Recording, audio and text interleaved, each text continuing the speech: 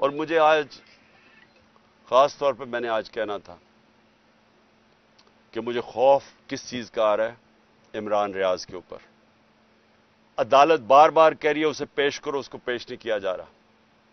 مجھے خوف یہ ہے کہ اس کے اوپر بہت تشدد کیا گیا، اور جو تشدد کیا گیا ہے اگر وہ زندہ ہے تو وہ اس عدالت کے سامنے نہیں لا رہے، کیونکہ اس کی جب عدالت کے سامنے اس کی حالت دیکھی جائے گی تو اس لیے اس کو چھپایا ہوا ہے۔ مجھے خوف یہ ہے کہ وہ شاید زندہ بھی نہ ہو۔ اور میں اب ساری صحافیوں کو کہتا ہوں کہ پہلے ارشد شریف کے اوپر وہ ریئیکشن نہیں آیا جو آنا چاہیے تھا۔ اب ایک عمران ریاض سے اوپر یہ جو ہوا ہے، اگر آپ اس ملک کی صحافی اس کے اوپر سٹینڈ نہیں لیں گے تو اگلی آپ کی کسی کی باری آ جائے گی، کیونکہ آج کوئی ہے کل کسی اور کی باری آ جائے گی۔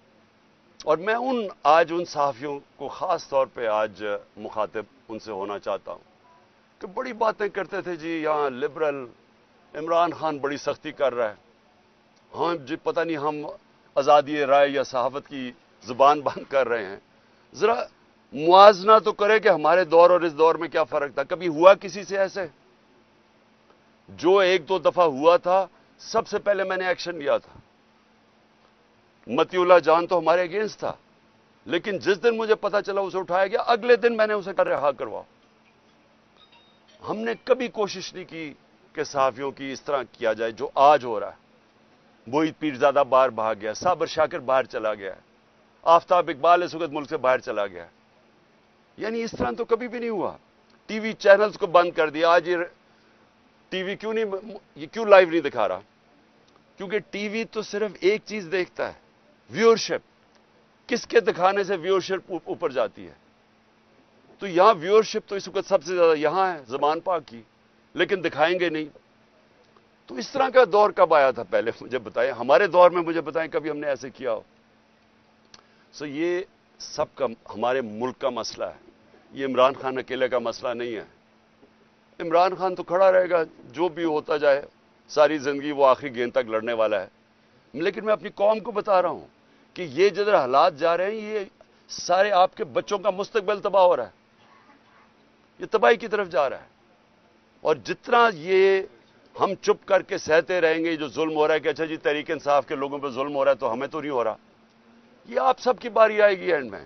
جس ملک کے اندر حقوق ختم ہوتے ہیں، جس ملک میں بنیادی حقوق فنڈامنٹل رائٹس ختم ہوتے ہیں، سارے انسان طاقت کے غلام بن جاتے ہیں۔ جو طاقتور ہے وہ قانون سے اوپر چلا جاتا ہے، باقی انسانوں کے لیے کوئی قانون نہیں ہوتا ان کی حفاظت کرنے کے لیے جو آج ہو رہا ہے۔ لڑکوں کو اٹھاتے ہیں، کوئی پتہ نہیں کیوں اٹھا رہے ہیں، صرف یہ کہ تحریک انصاف کے ساتھ ہے، پکڑ کے جیل میں، وہ وہاں سے باہر نکلتا ہے، اس کے بعد جناب اس کے اوپر ایک دم کوئی پولیس اٹھاتی ہے، کوئی اور اس کے اوپر ایف آئی آر پھر جیل میں ڈال دیتی ہے۔ اور گرمی میں بچارے ہمارے کارکن اس گرمی میں اندر بھرے ہوئے ہیں جیلوں کے اندر، کئی جو ہمیں میسیجز آ رہی ہیں ان کو نہ کھانا دیا گیا ہے، ایسے جانوروں کی طرح ان کو رکھا ہوا ہے۔ ہمارے وکیل اس کے پوری کوشش کر رہے ہیں، لیکن اتنی تعداد میں لوگوں کو اٹھایا کدھر تک وہ پہنچے۔ لیکن اس سے جو بھی یہ کر رہا ہے، اس سے میری آج یہ بات یاد رکھ لینا، اس سے پارٹی کا ووٹ بینک بڑھے گا، پارٹی مضبوط ہوگی، کمزور نہیں ہوگی۔ جو بھی چھوڑ کے جا رہے ہیں، جب ایک پارٹی کا 70% پاکستان میں اس سے زیادہ ووٹ بینک ہو، اس کو کیا فرق پڑتا کون آئے کون جائے؟ لیکن ان لوگوں کے اوپر کس طرح کا پریشر ڈالا ہوگا جو بےچارے شکل بنائے، رونے والی شکل ہوتی ہے، ٹی وی پہ کہہ رہے ہوتے ہیں کہ جی ہم چھوڑ کے جا رہے ہیں، ان کی شکل سے نظر آ رہا ہوتا ہے کہ پیچھے بندوق رکھی ہوئی ہے سر کے اوپر کہ تمہاری بسنس بند کر دیں گے یا کر دیں گے۔ تو اس سے پارٹی تو نہیں ختم ہونے لگی۔ اوکے جی خان صاحب یہ بتائیے گا کہ ایک بیٹا خان صاحب این آر او حکومت یہ کہہ رہی ہے کہ آپ ان سے این آر او ڈیمانڈ کر رہے ہیں، وہ کہہ رہے ہیں کہ ہم این آر او نہیں دیں گے، آپ کو ایک جہاز دے دیں گے ملک سے باہر جانے کے لیے۔ دوسرا یہ بھی بتائیے گا، آج کہا جا رہا تھا آپ کو کوئی 2200 کے قریب دہشت گردوں کی لسٹ دی گئی ہے، ذرا آپ شیئر کر لیں۔ مجھے صرف 8 لوگوں کے نام بتائے گئے ہیں، کوئی 2200 لوگوں کا میرے پاس لسٹ نہیں آئی۔ اور میں نے ان کو یہ ضرور کہا ہے کہ کیونکہ کبھی بھی ہم نے اپنے احتجاج کے اندر کسی قسم کا انتشار کا اپنے لوگوں کی اجازت نہیں دی، تو جن لوگوں نے بھی جو بھی اس میں ملوث تھے، کور کمانڈر ہاؤس میں جو بھی ملوث تھا، جو بھی پی ٹی آئی کا ہمیں بتایا، ہم ان کو کہیں گے خود ان کو پکڑو، ان کو سزائیں دو. اور این آر او دیکھیں، این آر او وہ لیتا ہے جس نے چوری کی ہو. میرا جتنا بھی جو بھی میرے پاس ہے نا، سارا کچھ پاکستان میں میرے نام پہ ہے. نہیں تو دوسروں کے نام پہ رکھ دیتے ہیں، بینامی ہیں، بچوں کے نام پہ کر دیتے ہیں کسی. سب کچھ میرے نام پہ ہے اور سب کچھ پاکستان میں. تو این آر او تو وہ لیتے ہیں جن کو اپنی چوری بچانی ہے اور چوری کا پیسہ ان کا باہر پڑا ہوتا ہے. اس لیے ان کو جب وہ کہتے ہیں نا کہ اچھا جی آپ کو این آر او ملے گا، تو پہلی چیز کرتے ہیں باہر بھاگ جاتے ہیں. یہ سارے زرداری، نواز شریف، مریم، جو بھی ہیں، اسحاق ڈار، یہ باہر کیوں بھاگ جاتے ہیں؟ کیونکہ باہر پیسہ پڑا ہوتا ہے. میں نے باہر کدھر جانا ہے؟ میرا تو سب کچھ پاکستان میں ہے. اس لیے نام مجھے کوئی این آر او کی ضرورت ہے، اور نہ ہی کبھی میں نے پاکستان سے چھوڑ کے جانا ہے باہر. خان صاحب، آپ نے گراس روٹ لیول سے جماعت بنا کر اس مقام پر پہنچے ہیں. اب کچھ خفیہ ہاتھ، کچھ لوگ، سازشی عناصر آپ کی مقبولیت کو کم کرنے کے لیے لگے ہوئے ہیں. تو آپ اس بحران سے جماعت کو نکالنے کے لیے، اس کروشل حالات سے نکالنے کے لیے اب آپ کا آئندہ کا لاہ عمل کیا ہے؟ دیکھیں، یہ تو اب 14 مہینے ہو گئے ہیں جب ایک آدمی نے فیصلہ کیا کہ عمران خان خطرناک ہے ملک کے لیے، تو مجھے سازش کر کے ہٹایا گیا. اور تب سے کوشش ہو رہی ہے کہ تحریک انصاف کو کرش کرنے کی. اور آپ کے سامنے ہے کہ اللہ کا کرم ہے، کیونکہ لوگوں کے دل تو اللہ کے ہاتھ میں ہوتے ہیں. کبھی بھی کسی پارٹی کی اتنی مقبولیت نہیں تھی جو تحریک انصاف کی ہے. میں آپ کو اتنا کہہ دوں کہ انشاءاللہ جب بھی الیکشن ہوں گے، ہمیں الیکشن کیمپین کرنے کی ضرورت نہیں ہے. ہمارے ممبر صرف پولنگ ڈے سنبھال لیں، وہ الیکشن جیت جائیں گے انشاءاللہ. یہ بتائیں، اس وقت یہ کہا جا رہا ہے کہ آئی کے کو مکمل طور پر آئسولیٹ کر دیا گیا سیاسی طور پر، جو پاکستان میں گفتگو ہو رہی ہے، کمپلیٹ آئسولیٹ کر دیا گیا. اب کرش کرنے کا مرحلہ ہے. اب دوسری ایک تو اس آئسولیشن میں بات کریں کہ آپ کا کوئی بھی پولیٹیکل پارٹیز میں کوئی بندہ بھی وہ آواز نہیں دے رہا کہ ایک سیاسی جماعت کے ساتھ کیا ہو رہا ہے. اکیلے ہی پی ٹی آئی اکیلی ہی اسٹرگل کر رہی ہے.